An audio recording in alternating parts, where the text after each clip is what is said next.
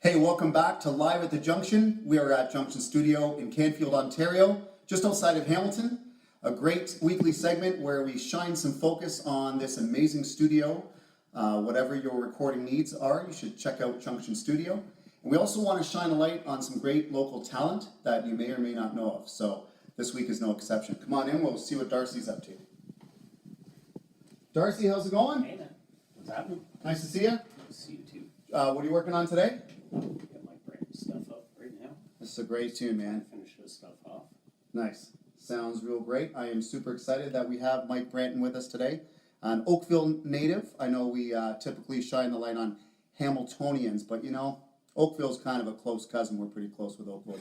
They're okay there too. So this is a great tune, and you'll be able to check that out. We're going to go and have a listen to Mike now. Cool. Okay, we'll see you shortly. Okay, we're excited to have Mike today. Mike is a best kept, worst kept secret. He's one of those guys that when you hear him, you're going to be like, how have I not heard of this guy? He's phenomenal. So we're super excited to have him with us today at Live at the Junction.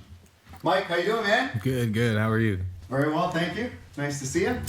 Nice to be here. Mike Branton from Oakville. I was just telling everybody that we shine the light on Hamiltonians, but Right. in Hamilton we love Oakville. I don't know if Oakville loves Hamilton the way that Hamilton loves Oakville, really. Right. But, Tough to say. Oakville loves itself. This is true. But I cut my teeth in Hamilton, so Nice. you know I spent most of my teen years playing in the bars in Hamilton, way before I was of age, and then working with Darcy after that down at the beach, and then up here. Very cool. So yeah. And if you don't mind me asking, so how long has that been now? You've been at this a long time. Long time, yeah. I'm 44 now. So I started playing in clubs in Hamilton maybe when I was 16. Cool. Something like that. So in the early 90s. And, now I'm of age. Still at it. Still at it. Still at it, plugging away. Plugging away. Less in the clubs, more here, doing things that I like to do with my friends and people that I met over the Awesome, years. man. That's a long time developing your chops. It's no wonder that you Yeah. are as good as you are. Well, thank you very Yeah, much. Very cool. What kind of music, how would you describe your music? What do you typically play? Usually blues, but it sort of goes off into different directions, different tangents, sometimes it gets a little funky, sometimes it gets a little, I wouldn't say jazzy because it isn't really jazz, but, sort of just, and I hate to say jam, but, it does go in that direction for sure. So a little bit more improvisational within a loosely framed around the blues. Nice. Yeah, so the words are blues, the feelings are blues, but the music, a lot's happened since the 50s. So we take from, every decade, right? A little something comes Very with on. us. So, yeah. Very cool. Kind of take a little bit along the way from all your experience and mash it all into what you're doing. Yeah. That's awesome. Yeah, for sure. What would you say one of your highlights have been of all the years you've been doing this? What have been some highlights? I'm not sure if there's anything in particular. There's been a lot of pretty remarkable moments, because I'm sort of a sideman and then I do my own thing as well. So as a sideman, you end up doing some greater things because, you're relying on the name of the person that you're playing with, right? So, it's opened up some different opportunities than if I was just myself saying, hey, Mike, book me for a gig with my band, man, but I've, been around, done some playing in the States a little bit. I have a friend in California who he works with the Monterey Blues Festival, so I've done that a couple of times with him, and that's always a good time. And but mostly been local around. Cool. Yeah, the area. What's your preference? You prefer to be doing your own thing? I mean, if you could there's pick benefits of both. No, yeah, there's the discipline of the sideman thing is good for me because I get a little too comfortable in my own tangents. So so yeah, it's good for me. If the first thing, I took a break from doing it for a while because I was just sort of sick of the no freedom, So I sort of went and freaked out for a little bit, and then when I came back, I was like, well, I want to play the blues, and I want to play with the guy who actually just plays blues. Nothing. So I found a guy who just played straight up Chicago blues all night long, and I played with him for a couple of years, and then some of the other guys I play with, it's more of kind of an R&B thing. So there's a structure to that as well, and so it challenges me as a player to sort of try and play in that style, which is it's sort of not what I do, but I really enjoy. So, as I try to push myself to learn something as well whenever I'm doing the sideman thing. Wow.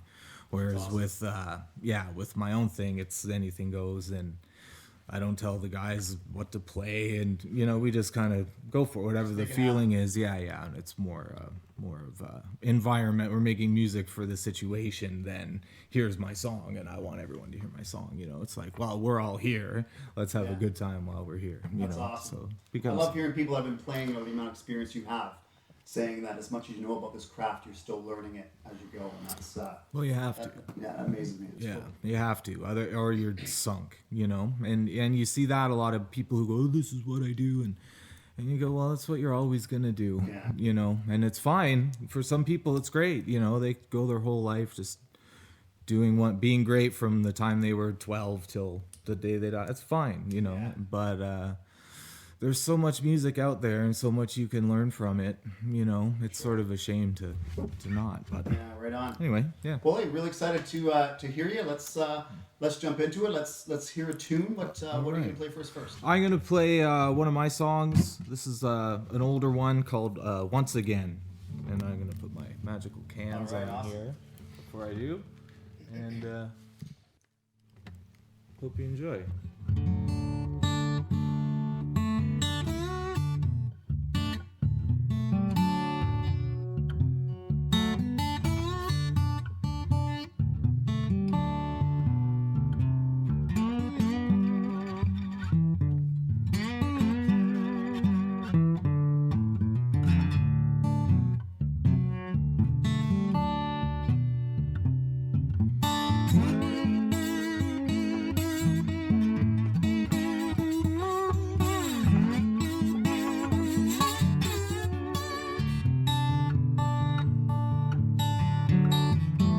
There's a picture of you up on my wall. If I stand too long, I'm bound to fall once again. Fall in love with you.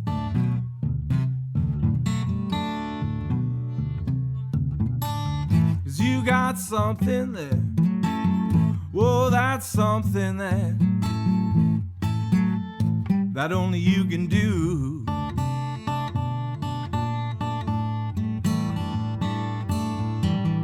I looked around since you said we were through, but everything I found just wouldn't do once again. I'm in love with you.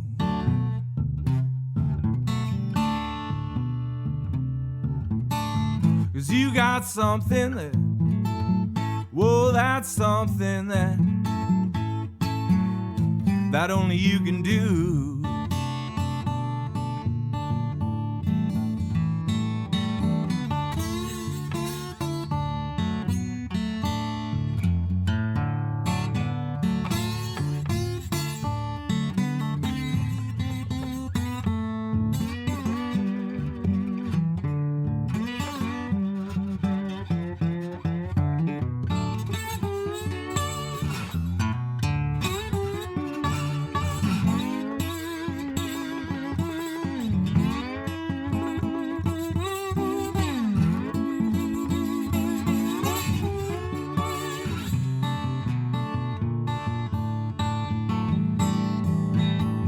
I thought I had it beat, thought that I'd moved on, but one look at you and the strength that I had was gone once again. I'm in love with you.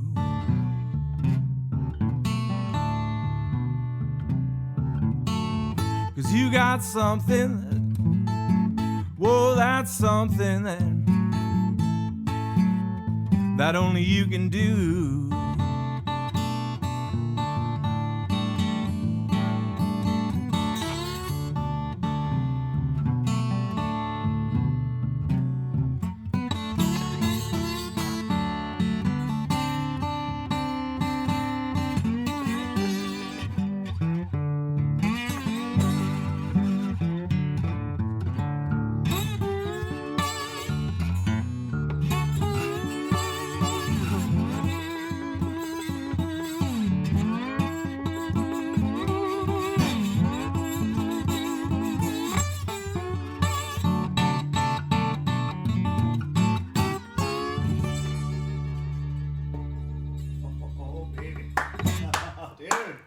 Great tune, man. Thank you. Holy smokes. That's a lot of years of pain and a lot of soul in that song. Wowie kazowie. Wow. A lot of years in the making, for sure.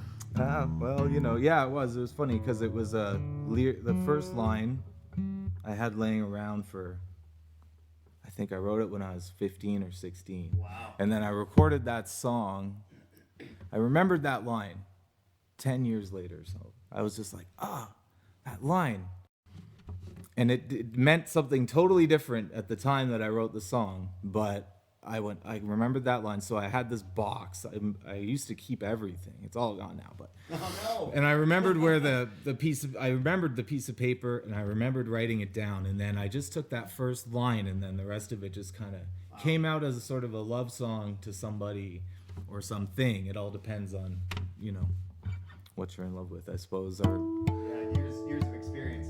whatever's giving you that feeling. So yeah, it was kind of an interesting one, and then I did record it, like I said, quite a while ago, but I still play it for some reason, and I'm not one to look back and go, oh yeah, I really like that song I did. Yeah. I'm not like that. But that one, for some reason, I still like to do it, and crowds still no doubt. still respond to it, so Tried and true. That song like that never gets old, that's for sure. why not, Do you draw on, where would you say you get your inspiration from writing? Is it from experiences, or are you one that kind of, do you put yourself in hypothetical situations, or try to draw from your own experiences? It depends. Sometimes it's just an autobiographical kind of boom. Yeah. This is how I'm feeling. Sometimes it's a feeling about something, and then I'll just let the words go, and wherever they end up, as long as I keep the original vibe in my head, what I was thinking, then it will always mean that to me, no matter what the words come out sounding like. And then, sometimes, especially nowadays, you can record a song as soon as you have it in your head. You can demo it, so it can start meaning different things to you right away. Yeah. With that, it's hard to sort of separate yourself, the writer from the listener at that point. Yeah. So Do you start with the feeling and the idea and the lyrics first, or do you?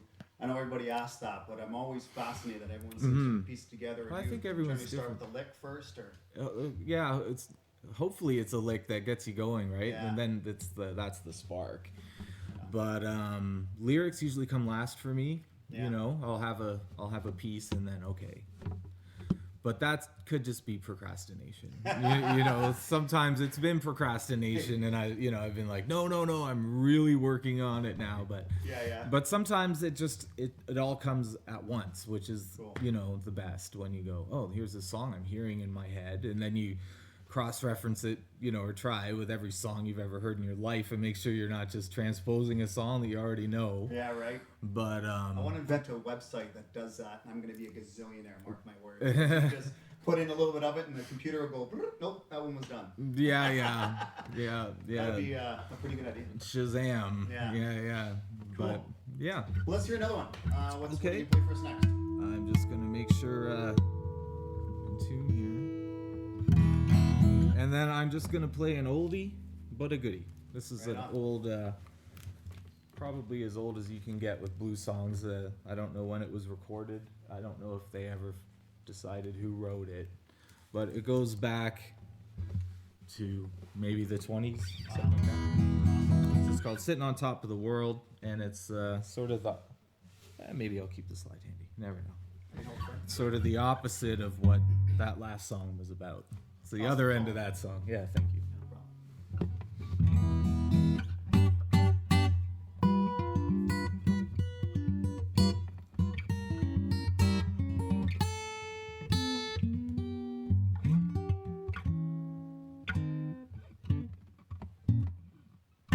One summer day, she went away. She gone and left me.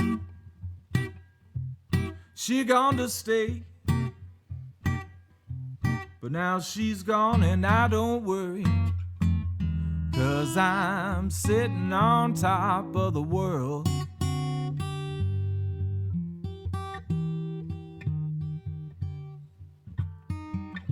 Worked all the summer, worked all the fall. Had to take my Christmas in my overall. But now she's gone and I don't worry, 'cause I'm sitting on top of the world.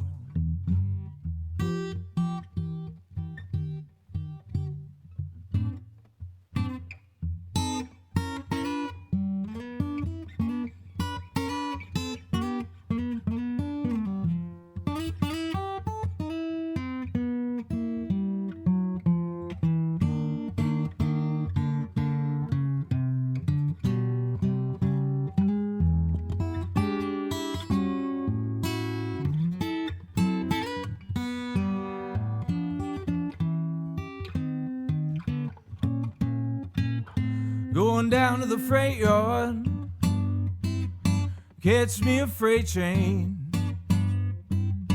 I'm gonna leave this town, the work got too hard. But now she's gone and I don't worry, 'cause I'm sitting on top of the world.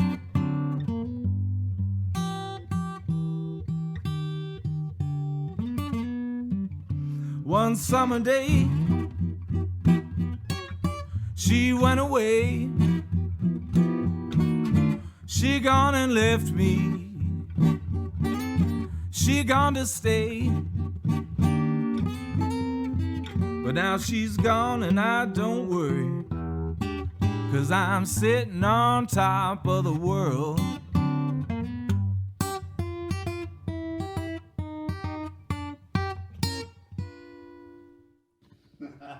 Beautiful, man. Fantastic, man. All Thank right. you so much. Thank you. Really, really appreciate you stopping in today. You're one of those guys that, honestly, like I said on the way in here, that, you know, people watch you and go and hear you and go, how have I not heard of this guy, man? Like, you're just phenomenal. So thank you for your talent and everything that you're spreading into the world. And hopefully we'll get people a few more to know about you for sure. So get out and check out Mike for sure. Any regular shows that you do, or what's the best way for everyone to get in touch with you? The best way is Facebook, Mike Branton Music. I do a loose thing every Friday night in Oakville, a place called the Brawny Sports Kitchen, which is so it's like a neighborhood bar in Oakville, and me and a bunch of friends, we sort of make our blues happen there on a Friday night. And other than that, all around the Golden Horseshoe. I'm all over the place, and the dates are, I usually put the dates up there on my music page. Okay. And yeah, Twitter, Instagram, all that good stuff. Awesome. YouTube. Check out Mike Branton. You will not be disappointed. I will promise to be one of the drunks at the end of the bar in Good. Oakville one of these Friday nights. Yes. And I look forward to it. So Definitely. thanks again for stopping by, man. Thanks really for having appreciate me. it. Yeah, All right, thank phenomenal. Get out and see Mike. Get out and see live music in general. Support your local live music. And thanks for tuning in for another edition of Live at the Junction. For all of your recording needs, check out Junction Studio. You will not be disappointed. If you want to drop us a line or come on the show, send us an email at liveatthejunction@gmail.com. See you next time at Live at the Junction. Thanks a lot.